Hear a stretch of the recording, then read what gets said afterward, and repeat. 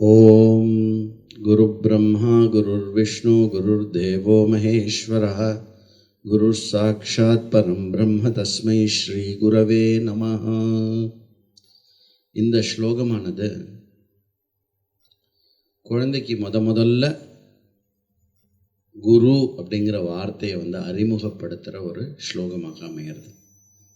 ஸ்கூலுக்கு போனாலும் சரி, இல்லை வேறு ஏதாவது ஒரு சாம்பிரதாயிகமாக இருக்கக்கூடிய ஒரு வித்தியை கற்பதற்காக போனாலும் சரி, அங்கே என்ன சொல்லிக் கொடுப்பா, மியூசிக் கிளாஸோ டான்ஸ் கிளாஸ்லையோ அப்படின்னா முதல்ல கையை கூப்பிக்கோங்கோ அப்படின்னு சொல்லிட்டு குரு பிரம்மா குரு விஷ்ணு குருதேவோ மகேஸ்வரா குரு சாட்சாத் பரபிரம்மா தஸ்மை ஸ்ரீ குரவே நம.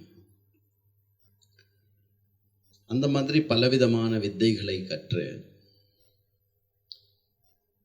அந்த வித்தைகளினால் நேச்சுரலாக என்ன பண்ணுவோம், நம்ம பயனடைவோம். ஒன்று, நாம் நம்மளுடைய சந்தோஷத்துக்காக சில வித்தைகளை கற்போம். ரெண்டாவது, நாம் பணம் சம்பாதிக்கிறதுக்காக சில வித்தைகளை கற்போம். மூணாவது, நாம் நிம்மதியாக இருக்கிறதுக்காகவும் நமக்கு நல்ல செக்யூரிட்டி இருக்கிறதுக்காகவும் நிறைய விதமான விஷயங்களை கற்போம். இது மட்டும் இல்லை, இந்த கற்றல் அப்படிங்கிறது தினமும் நடந்துட்டே தான் இருக்குது. Every day is a day where you learn something new.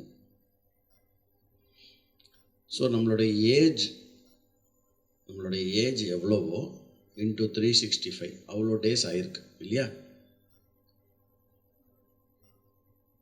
Okay, அப்போது ஒவ்வொரு நாளும் ஒவ்வொரு விஷயத்தை நம்ம கற்றுண்டே இருக்கும். சரி, ஏன் அதை கற்றுக்கிறோம் அப்படின்னா, உண்மையாகவே நம்ம எதனால் கற்றுக்கிறோம் அப்படின்னா வேறு வழி இல்லாமல் கற்றுக்கிறோம். இப்போது மொபைல் ஃபோன் வரத்துக்கு முன்னாடி என்ன இருந்தது, ஒரு ரிங்கு ஃபோன் இருந்தது இல்லையா? சார் அதுக்கப்புறம் திடீர்னு ஆண்ட்ராய்டு அப்படின்னு ஒன்று பண்ணாங்க. ஆண்ட்ராய்டெலாம் நான் கற்றுக்க மாட்டேன். அப்படி இருந்த ஒரு கம்பெனி காணாமையே போச்சு. அதுக்கு பேர் நோக்கியான்னு பேர். ஞாபகம் இருக்கவங்க, நம்ம எல்லாருக்கும் நல்ல பரிச்சயமான ஒரு கம்பெனி. என்னது? நோக்கியா. அதுக்கப்புறம் திருப்பி கற்றுக்க வேண்டியதாக போச்சு. திருப்பி அப்போது நாம் அந்த டச் ஸ்க்ரீனு அதெல்லாம் உங்களுக்கு தெரியும் இல்லையா? வாட்ஸ்அப்பை பாரு, இல்லை கான்டாக்ட்ஸில் போய் பாரு, இல்லை அட்டாச் பண்ண ஃபைல் என்னெல்லாமோ சொல்கிறோம். நம்ம பாட்டி இவ்வளோலாம் தெரிஞ்சு வச்சுருக்காளான்னு நமக்கு எப்படி தெரியும் இல்லை? பாட்டியாக இருக்கட்டும், இல்லை குழந்தையாக இருக்கட்டும், எல்லாருமே என்ன தேவைப்படுறது அப்படின்னா ஏதோ ஒரு விஷயத்த கற்றுக்க வேண்டியிருக்கு. சரி, இதில் இப்போ இதற்கு முன்னாடி பேசிய முன்னுரையில் ஒரு விஷயத்த சொன்னான். ஸோ சொல்ல வந்த விஷயம், உள் நோக்கம் என்ன அப்படின்னா, என்ன கற்றாலும் அது என்ன பண்ணுறதுன்னா புத்தியில் எங்கேயோ ஒரு இடத்துல போய் உக்காந்துக்கிறது. அந்த புத்தி அதனால் என்ன ஆகிடுறதுன்னா அந்த வேலை திங்க் பண்ண ஆரம்பிக்கிறது. ஸோ புத்தி எப்படி பண்ணோம் அப்படின்னாக்கா, ஒரு விஷயத்தை நம்ம கற்று இது எனக்கு தெரியும் அப்படின்னு நம்ம லேண்ட் ஆகும்போது அதே மாதிரி எல்லாத்தையும் கற்றுக்கணும் அப்படின்னு ட்ரை பண்ணுவோம். நாம் கற்றுக்கிற இங்கே தான் தோஷம் ஆரம்பிக்கிறது. என்ன அப்படின்னா, நம்ம கற்றுக்கிற மேக்சிமம் விஷயம் எதில் இருக்குது, எப்படிப்பட்டதாக இருக்குது அப்படின்னா நாமளே கற்றுக்குறோம்.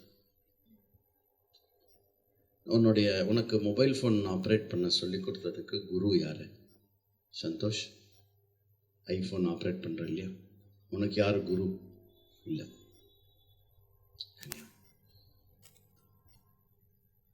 சாதம் வடிக்கிறதுக்கு உங்களுக்கு குரு யார்? அப்படியே 2 தடவை வச்சு பார்ப்போம். ஒரு சமயம் குழஞ்சு போகும், ஒரு சமயம் வரன்னு வரும். அப்புறம் அப்படியே நம்ம செட்டில் ஆகிடும் டக்குன்னு. சைக்கிள் ஓட்டுறதுக்கு என்னுடைய குரு யார்? ஓடணும் அப்படி இப்படி ஃப்ரெண்டு ஒருத்தன் பிடிச்சிருந்தா நான் அவனை பிடிச்சிருந்தேன், நான் அவனை பிடிச்சிருந்தேன், நீ அவனை பிடிச்சிருந்தா, அப்படியே ஓட்ட கற்றுட்டோம். அப்போது முக்கியமான ஒரு புத்தி கற்றல் அப்படிங்கிற அந்த விஷயத்தில் ஒரு தோஷத்தை என்ன எடுத்துக்கிறது அப்படின்னா, இதை நானே கற்றுன்ற முடியும் அப்படின்னு ஒரு தோஷத்தை எடுத்துக்கிறது. எதுவாக இருந்தாலும் I am capable enough to know it by myself இல்லையா? அப்போது அந்த தோஷம் இருக்கு இல்லையா, அந்த தோஷம் எங்கே வரும் அப்படின்னா மற்ற எல்லா இடத்துலையும் அது தொடர்ந்து வந்துட்டே இருக்கும். அதனால தான் நீங்கள் பார்த்தீங்கன்னா ரொம்ப ஹாஸ்யமான ஒரு விஷயமா ஒரு காமெடியாக இருக்கும். அது என்ன அப்படின்னா, இது முதல்ல மாவை எடுத்துக்கணுமா, அதான் எனக்கு தெரியுமே. அப்புறம் வந்து கொஞ்சம் போல் தண்ணி ஊற்றிக்கணும், அதான் எனக்கு தெரியுமே. அதுக்கப்புறம் நல்லா பிசையணும், அதான் எனக்கு தெரியுமே. அப்புறம் என்ன பண்ணணும், கொஞ்சம் நெய் விட்டுக்கணும், எண்ணெயோ, அதான் எனக்கு தெரியுமே. பார்த்தார் அவர் வந்து. அப்புறம் இன்னொரு ஒரு குடம் தண்ணி ஊற்றணும், அதான் எனக்கு தெரியுமே. மொத்தமாக கரைச்சி என் தலையில் ஊற்று அப்படின்னு. அப்போது நமக்கு ஒரு விஷயத்த சொல்லி கொடு. நீங்கள் குழந்தைகள்கிட்ட இந்த விஷயத்த நிறைய பார்க்கலாம். அதான் எனக்கு ஆல்ரெடி தெரியுமே அப்படின்னா. குழந்தைகள்கிட்ட மட்டும் இல்லை, எல்லார்கிட்டையுமே இருக்கக்கூடிய ஒரு தோஷம். இந்த தோஷம் என்ன தோஷம் அப்படின்னா, நானே எதுவாக இருந்தாலும் கற்றுக்கொள்ள முடியும் அப்படிங்கிற தோஷம். இந்த தோஷம் நல்லதா கெடுத்தலா அப்படின்னாக்க, இந்த தோஷம் மிக மிக அவசியமான ஒரு தோஷம். இது என்னது, இது புது கோணத்தை கொடுக்குறீர்கள். ஒரு தோஷத்தை யாராவது அவசியம்னு சொல்லுவாங்க. சரி, இந்த தோஷம் அப்படின்னு சொல்கிறது வந்து எதனுடைய வெளிப்பாடு அப்படின்னு தெரிஞ்சால் இந்த தோஷம் அவசியமானதா அவசியமற்றதா அப்படின்னு நம்ம ஆராய்ச்சி பண்ணலாம். இப்போது ஒரு விஷயத்தை சொல்கிறேன் நான், அது இப்படி பண்ணணும் அப்படின்னு. ஓகே கரெக்ட் தெரியும் எனக்கு அப்படின்னு இப்படி சொல்கிறான்னா என்ன அர்த்தம் அப்படின்னா, நீங்கள் சொல்லி நான் இப்போ ஒன்றும் புதுசாக தெரிஞ்சுக்கலை, எனக்கு ஏற்கனவே தெரியும். நம்ம சாஸ்திர படிப்புலேயே இந்த உடம்பு நீ இல்லை அப்படின்னு கிளாஸ் எடுப்பான். சரியா? இதில் விவேக சூடாமணி எடுத்தாக்க அதுக்கே வந்து ஒரு 20 ஸ்லோகம் போடுவார் சங்கராச்சாரியர். இந்த உடம்பு நீ இல்லை, இந்த உடம்பு நான் இல்லைங்கிறது தான் எனக்கு தெரியுமே. தெரியுமா தெரியாதா? இன்றைக்கும் கிளாஸ் அதே தான், உடம்பு நீ இல்லை அப்படின்னு. I know. அப்போ இந்த தோஷம் தேவையானதா தேவையற்றதா அப்படின்னா, இந்த தோஷம் ரொம்ப முக்கியமானது, மிக அவசியமான ஒரு தோஷம் இது. ஏன் அப்படின்னா, இந்த தோஷம் எதை கோடிட்டு காட்டுகிறது என்று சிந்தித்து பார்த்தால், இந்த தோஷம் எதை கோடிட்டு காட்டுகிறது என்று சிந்தித்து பார்த்தால் அது என்ன ஆகிறது அப்படின்னா, அபராவித்யாலேருந்து பராவித்யாவுக்கான ஒரு பீஜமாக விளங்குறது. இப்போ நம்ம எதெல்லாம் கற்றோமோ அதெல்லாம் என்ன பண்ணோம் அப்படின்னா, அந்தந்த கல்வி அந்தந்த பயனை கொடுத்துட்டு போயிடும். எந்த கல்வி எந்த பயனை கொடுத்தாலும் மனிதனுக்கு எப்பொழுதுமே தேவையான ஒரு விஷயம் எது அப்படின்னா, பூரண மன நிறைவு. இல்லையா? செல்ஃபோன் யூஸ் பண்ணாலும் அவன் பூரண மன நிறைவு தான் தேடுறான். புதுசாக வீடு கட்டினாலும் பூரண மன நிறைவு தான் தேடுறான். இல்லை வேறு எது எங்கே என்ன பண்ணாலும் பூரண மன நிறைவு தான் தேடுறான். அப்படி இருக்கிற பட்சத்தில் இந்த பூரண மன நிறைவு அப்படிங்கிறத வந்து பூரணமாகவும் நிரந்தரமாகவும் கொடுப்பது எந்த கல்வியோ அந்த கல்விக்கு பேர் பராவித்யான்னு பேர். இந்த மனநிறைவு பூரணமாக இல்லாமல், நிறைவற்றதாக நிரந்தரமாக இல்லாமல் தற்காலிகமாக கொடுத்தால் அது வந்து அபராவித்யா. இதுதான் சிம்பிள். இப்போ நம்ம விஷயத்துக்கு வருவோம். எல்லா அபராவித்யாலையும் நம்ம என்ன பண்ணுறோம் அப்படின்னா, இது எனக்கு தெரியுமே, அதான் எனக்கு தெரியுமே, அதான் எனக்கு தெரியுமே அப்படின்னு சொல்லுவோம். We would always love to say that I already know about it. சரி, இந்த தோஷமானது எதை முக்கியமாக குறிப்பிடுறது அப்படின்னாக்க, எனக்கு ஏற்கனவே தெரியும் அப்படின்னு சொல்கிறது மூலமாக ஒருத்தர் என்ன வெளிப்படுத்துகிறான் அப்படின்னா, எனக்கு தெரியாது என்பது இல்லை என்று வெளிப்படுத்துகிறான். கரெக்டா? That I am not ignorant is the hidden statement he is making. But actually he is ignorant. Yeah. Actually he is ignorant. சில பேர் வந்து நீங்கள் பார்த்தீங்கன்னா சாவி கொடுப்பான். சாவி கொடுத்துட்டு, இது வந்து எங்கள் வீட்டு டோர் சாவி, நீங்கள் வந்து எப்பவும் மாதிரி இப்படி திறக்கக்கூடாது, அது ரிவர்ஸில் திறக்கணும் அப்படிமா. சில சாவி அப்படி தானே இருக்கும். சொல்லுவா, நீங்கள் இந்த மாதிரி ட்ரை பண்ணாதீங்க, இந்த மாதிரி ட்ரை. எனக்கு தெரியும் எங்கள் இடத்துலையும் அப்படி தான்.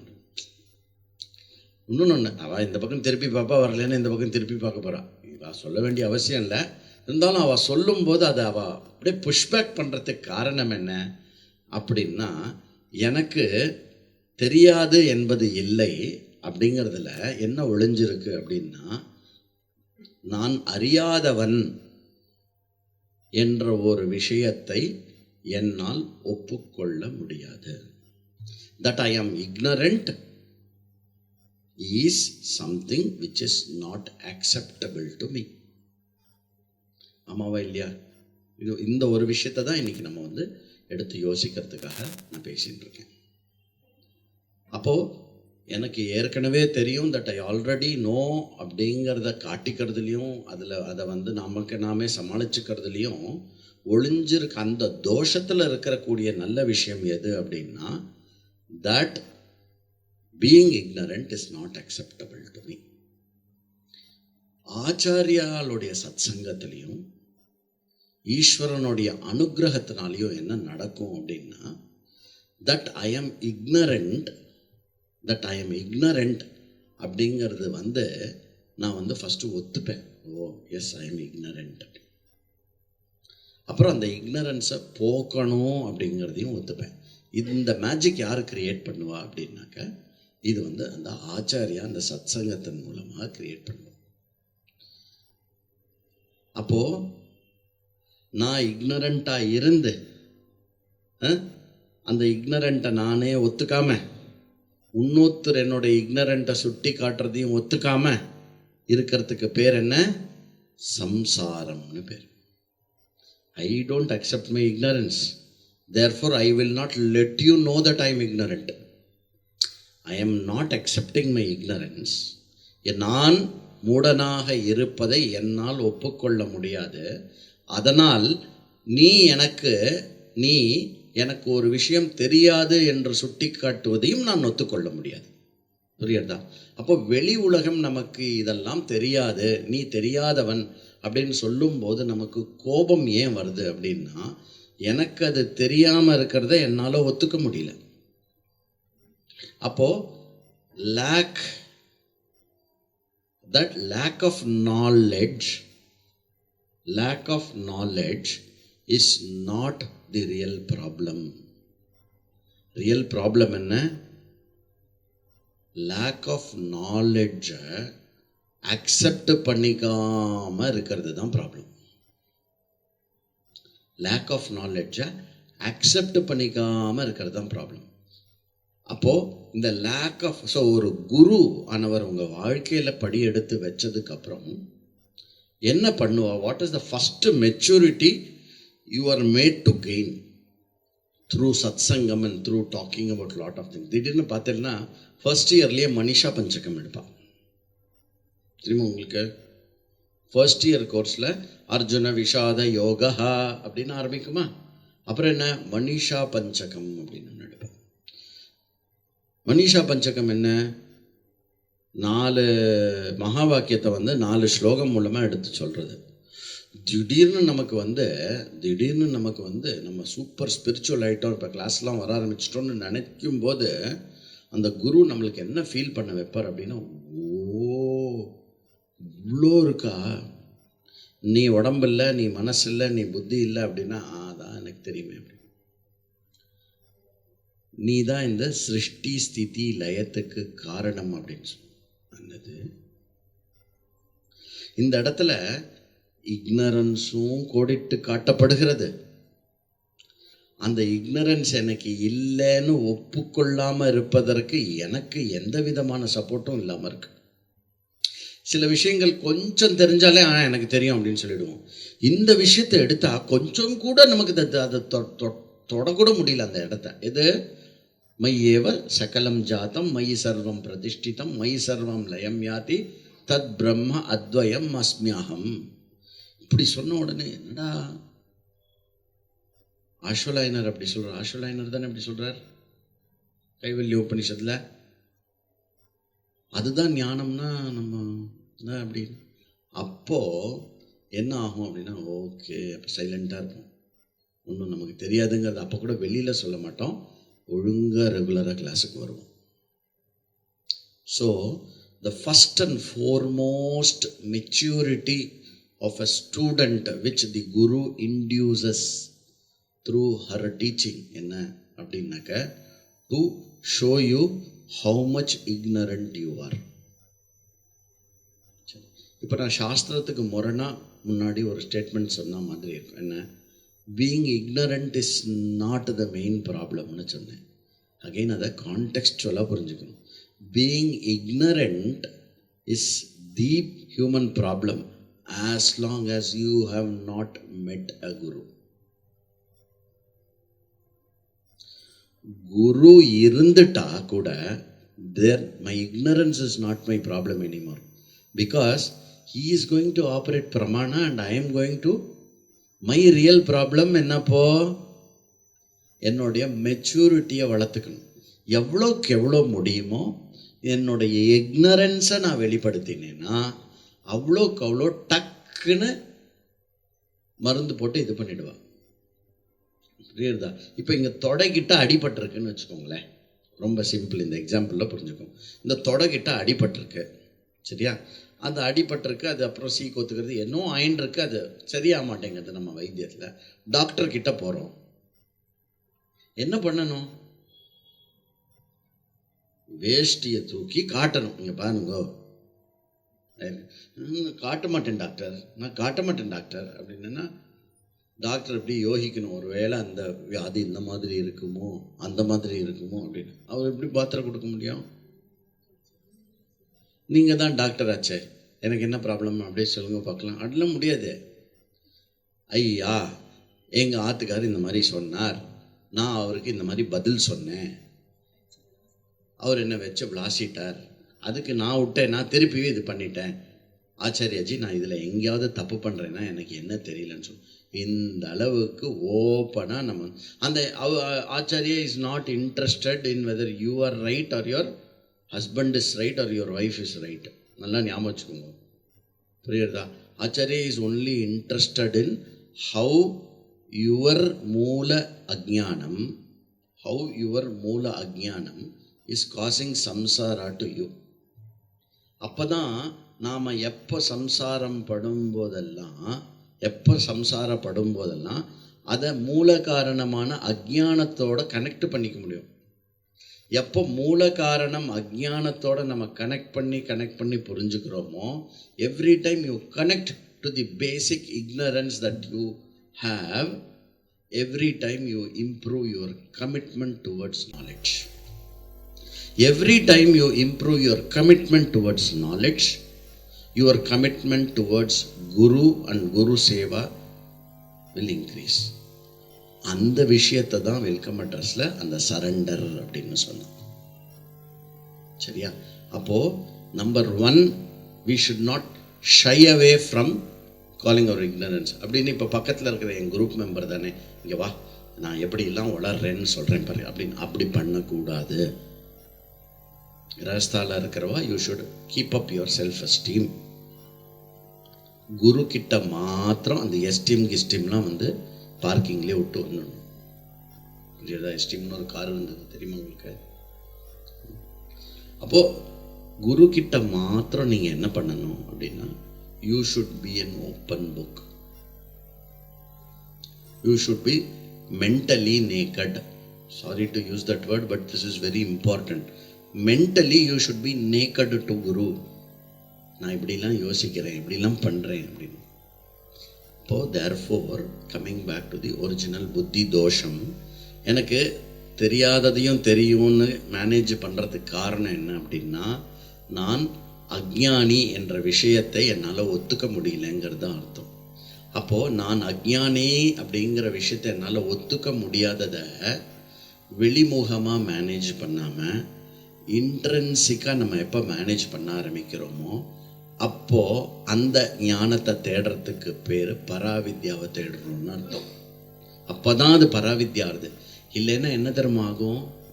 Mundakopanishad will also be a book in your library under the category of aparavidya. You know what in Mundakopanishad Panchagni Vidya says? ஏதோ அந்த முண்டகோபனிஷத்தில் அந்த பஞ்சாக்னி வித்யா என்ன சொல்கிறதுனா, இட் ஸ்டில் ரிமைன்ஸ் அப்பரா. இல்லையா? அதனால வந்து number 1, identify that you are an ignorant person. Number 2, without any shy, express your ignorance to your guru. இதுக்கு பேரு சரண்டர்னு பேரு. அந்த மாதிரி அந்த குருவோடைய சங்காத்தத்துக்கு போய் நீங்க இக்னரன்ஸை எக்ஸ்பிரஸ் பண்ணிட்டேல் அப்படின்னா, ignorance is no more your problem, your ignorance is guru's problem. And for guru also your ignorance is not a problem. Why? ஏன் உங்க ignorance குருக்கு ப்ராப்ளம் கிடையாது? ஏன்னா உங்க இக்னரன்ஸாக இருக்கட்டும், பக்கத்து வீட்டுக்காரனோட இக்னரன்ஸாக இருக்கட்டும், உலகத்தில் யாரோட இக்னரன்ஸாக இருந்தாலும் the guru has the key. இல்லையா? இருக்கு, பெட்டும் அவைலபிளாக இருக்கு, வேக்சினேஷனும் அவைலபிளாக இருக்கு, எல்லாமே அவைலபிளாக இருக்கு. என்ன பண்ணோம்? கொஞ்சம் அட்மிட் ஆகி கையை நீட்டணும், அவ்வளோதான். ஊசி போட்டுடுவா, முடிஞ்சுடுது. சரியா? அதனால் இதில் ஒரு கடைசியாக ஒரு பாயிண்ட்டை மட்டும் சொல்லிடுறேன். ஊசி போடுறதுக்கு அட்மிட் ஆகும்போது என்ன பண்ணாங்கன்னா, ஒரு நர்ஸ் வந்து கையை தடவி கொடுப்பாள். தடவி கொடுத்து இங்கே ஒரு பட்டி போடுவாள், இங்கே ஒரு பட்டி போடுவாள். அந்த வெயின் வரத்துக்கு சில்லுன்னு ஒரு இது போடுவாள், நல்லா இருக்கும். அது பேர் என்ன? ஸ்பிரிட் ஒன்று போடுவாள். சூப்பராக இருக்கும். அப்புறம் டாக்டர் ஊசி போட்டுட்டு போனதுக்கப்புறம் என்ன பண்ணுவாள்? திருப்பி எடுத்துகிட்டு, சார் ஓகே சார், உங்களுக்கு எல்லாம் ஒன்றும் ப்ராப்ளம் இல்லையே அப்படின்னு பஞ்சு வைப்பா. பஞ்சை எடுத்துகிட்டு அப்புறம் அந்த பேண்டைட் போட்டு கொடுப்பாள். இதில் இந்த நர்ஸுனுடைய வேலை வந்து நமக்கு மனசுக்கு இனிமையாக இருக்குமா, இல்லை டாக்டர் ஊசி போட்டு வலியை உண்டாக்கினாரே அந்த விஷயம் நமக்கு மனசுக்கு இனிமையாக இருக்குமா? இவன்லாம் ஒரு டாக்டர் படித்தவனா, அந்த நர்ஸு பாரு என்ன நல்லா பண்ணுறா பாரு எல்லாம் அப்படின்னு அப்படிதான் தோணும். புரியுறதா? ஆனால் remember, your real problem solver is the doctor who induces pain, who gives you pain, not induces, who gives you pain, because he comes with the exact solution for your problem. சரியா? நல்ல கோவில் குளம்னு சுத்தினேன்னா அதே ஈஸ்வரன் நர்ஸா இருந்து உங்களுக்கு தடவி கொடுப்பான். இல்லை எனக்கு அத்தியந்தமாக என்னுடைய அஜ்ஞானத்தை நீக்கணும் அப்படின்னா அதே ஈஸ்வரன் டாக்டர் மாதிரி, அதே ஈஸ்வரன் ஒரு குருவா வந்து கிளாஸுக்கு வா, ஏன் லேட்டாக வர, எழுதினியா, படிச்சியா அப்படின்னு ஊசி போட்டுட்டே இருப்பான். புரியுறதா?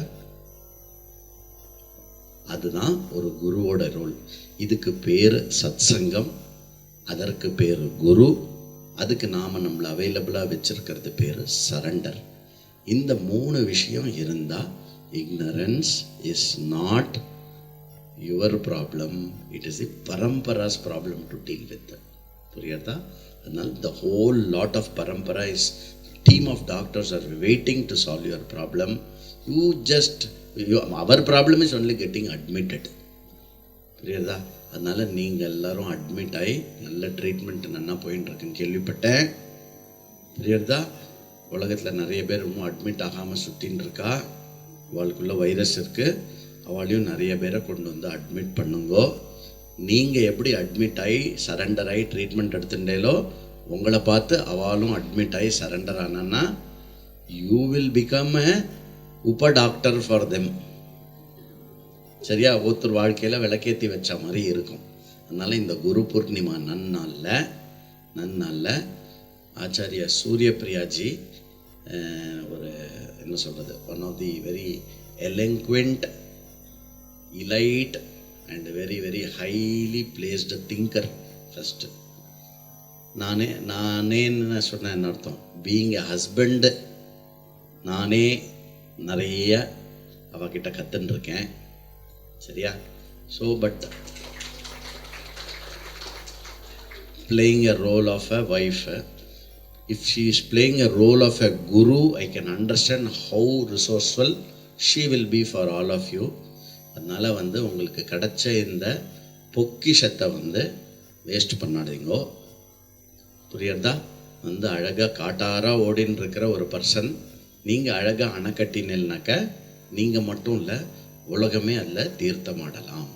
பூர்ணமத பூர்ணமிதம் பூர்ணாத் பூர்ணமுதச்சதே பூர்ணஸ்ய பூர்ணமாதாய பூர்ணமேவாவசிஷ்யதே.